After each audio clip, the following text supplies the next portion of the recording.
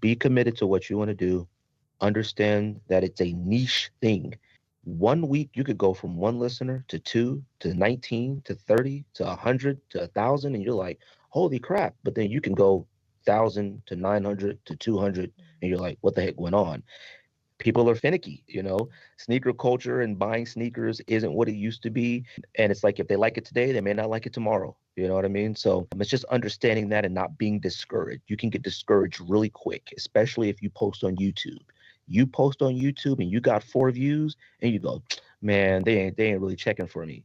Oh yeah, you're not built for this. You're not built for this at all. When we first started, the views were super low, and then at some point they spiked really, really high because we were the only sneaker podcast at one point recording.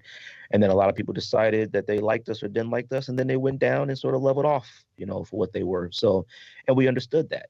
If your objective is just to be lit, I'm out here and cats know me and all that, nah, good luck with that. All right. It takes a lot of time and dedication. And like I said, we've been in this 9 years, and, you know, we're nowhere where we maybe want to be or thought we would be, but we love it. And always know that there are bigger fish in the pond.